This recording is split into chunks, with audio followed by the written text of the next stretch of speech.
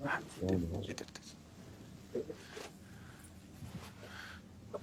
विराजिए, माला माला बस ऐसे रहने दीजिए, बैठ हम से अपनी शिव जी को प्रणाम बैठ। करें। और किसी को कुर्सी की आवश्यकता हो तो मंगा लें, अगर जमीन में बैठना है। बैठ जाइए। मेरा ही क्यों घुटने का जगह है जी महाराज जी, बस दर्शन करने थे। आपकी बात वीडियो पर सुनी तो लगा एक बार देख लेना चाहिए। चाह मिटी चिंता गई मनुआ बेपरवाह, ऐसे लोग कम देखने को मिलते। देखो, अपने लोगों का जन्म जो भगवान ने दिया है ना, ये सिर्फ सेवा के लिए दिया है। व्यवहारिकी सेवा और आध्यात्म की सेवा, ये दोनों सेवाएं अति अनिवार्य है। केवल व्यवहारिकी सेवा ही होती रहे, हम अपने भारतवासियों को अगर हम परम सुखी करना चाहते हैं तो केवल वस्तु और व्यवस्था से नहीं कर सकते, उनका बौद्धिक स्तर सुधरना चाहिए। आज हमारे समाज का बौद्धिक स्तर गिरता चला जा रहा है, बहुत चिंता का विषय है। हम सुविधाएं दे देंगे, हम विविध प्रकार की भोग सामग्रियां दे देंगे, लेकिन उनके हृदय की जो मलिनता है, जो हिंसात्मक वृत्ति है, जो अपवित्र बुद्धि है, ये जब तक ठीक नहीं होगी तब तक हमारा देश धार्मिक देश है, हमारे यहां धर्म की प्रधानता है। तो इसी बात को बार बार हम सबसे निवेदन करते हैं कि ये जो हमारी नई पीढ़ी है, इसी से हमारे राष्ट्र की रक्षा करने वाले प्रकट होते हैं। जो विद्यार्थी जन है, उन्हीं में कोई एमएलए बनता है, उन्हीं में कोई सांसद बनता है, उन्हीं में कोई मुख्यमंत्री बनता है, उन्हीं में कोई राष्ट्रपति या प्रधानमंत्री उन्हीं में अपने लोग भी सब थे। अब हमारी शिक्षा केवल आधुनिकता का स्वरूप लेती जाए और व्यभिचार प्रवृत्ति, व्यसन प्रवृत्ति, हिंसा प्रवृत्ति, ये नई पीढ़ी में देखकर बहुत असंतोष हृदय में होता है। इसीलिए कितनी भी शरीर में पीड़ा हो, हम प्रयास करते हैं जितने से जितने सामने हमारे भगवत स्वरूप जन आते हैं, पहले बुद्धि शुद्ध होनी चाहिए। मय्ये वो मन आदत्स्व मई बुद्धि निवेश है, तो निवशिष्यति मय्ये व अत ऊर्ध्वम न संशया, तू मेरे में ही निवास करेगा, अर्थात भगवदानंद में। अविनाशी जीव कभी भोग विलास में तृप्त हो ही नहीं सकता। हम अगर अपने राष्ट्र की विशेष सेवा, तो हमारे धर्म का परिचय, जैसा आप जन करते हैं, धर्म का हमारा क्या स्वरूप है, हमारे जीवन का लक्ष्य क्या है। हमें जितना राम जी प्रिय हैं, कृष्ण जी प्रिय हैं, उतने भारत देश हमारे लिए प्रिय है। जैसे राम भक्त, कृष्ण भक्त, वैसे हमारे भारत देश का हर जन जन हमारा आदरणीय और पूजनीय। पर अब जो मानसिकताएं बन रही हैं, वो हमारे धर्म और हमारे देश के लिए लाभदायक नहीं होंगी। व्यसन का इतना बढ़ता स्वरूप, व्यभिचार का इतना बढ़ता स्वरूप, हिंसा का इतना बढ़ता स्वरूप, ये बहुत ही विपत्तिजनक है। अगर ये बढ़ता रहा तो हम विविध प्रकार की सुख सुविधाएं देने पर भी अपने देशवासियों को सुखी नहीं कर पाएंगे, क्योंकि सुख का स्वरूप विचार से होता है। सुख और दुख की स्थिति सत्य नहीं है, आगमा पाइनो अनित्यास, लेकिन हमारा विचार, और विचार हमारा गंदा हो रहा है। बस हमारा उद्देश्य यही है कि हमारे देशवासियों का विचार शुद्ध होना चाहिए।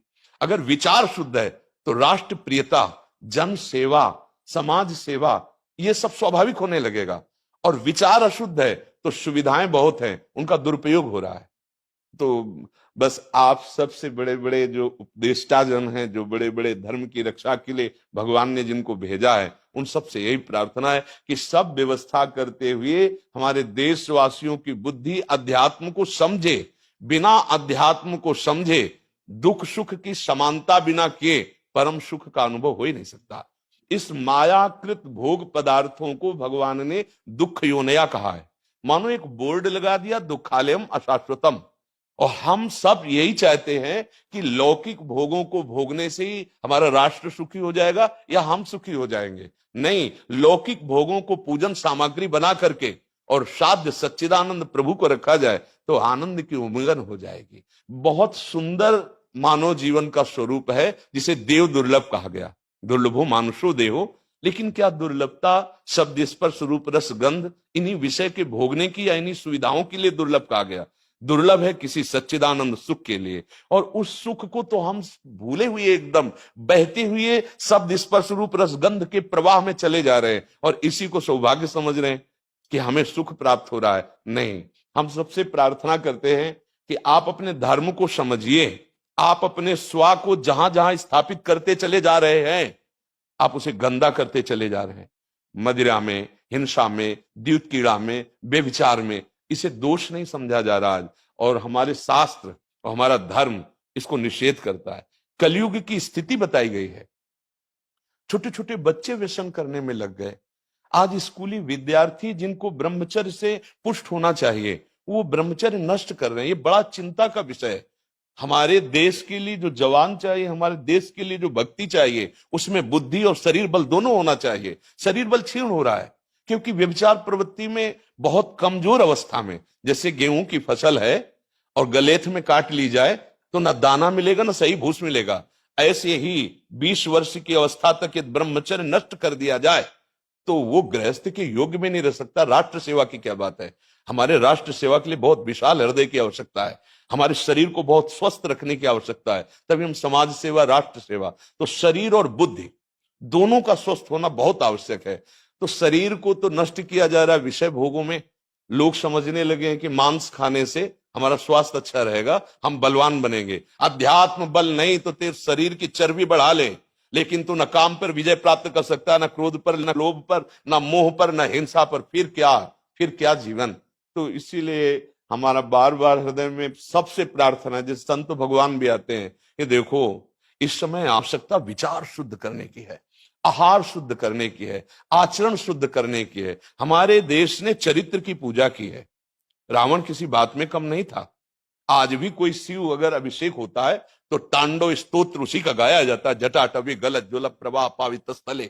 ऐसा विद्वान और ऐसा बलवान जो 20 बार जैसे झूला आराध्य देव को झुलाया जाए, ऐसे महादेव सहित पार्वती को बाजुओं पे झुलाया, वो महाबली चरित्रहीन हो गया तो अपने देशवासियों ने राक्षस कह दिया उसको।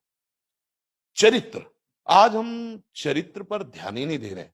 चरित्र बेचना मतलब कोई समझ में नहीं आ रहा। छोटे छोटे बच्चे चरित्रहीन हो रहे हैं। हमारा राष्ट्र संकट में पड़ जाएगा अगर हमारे बच्चे व्यवस्थित नहीं हुए, उनकी बुद्धि शुद्ध नहीं हुई, उनका स्वास्थ्य ठीक नहीं रहा। कौन आगे चल करके है? यही पीढ़ी तो है ना। इन्हीं में से तो निकलते हैं हमारे राष्ट्र भक्त, भगवत भक्त, देश सेवी। तो सबसे यही प्रार्थना है कि हमारे नई पीढ़ी को सुधारा जाए, उनकी मानसिकता, उनका बौद्धिक स्तर सुधरे, क्योंकि भगवान ने हमें सेवा के लिए भेजा है सबको।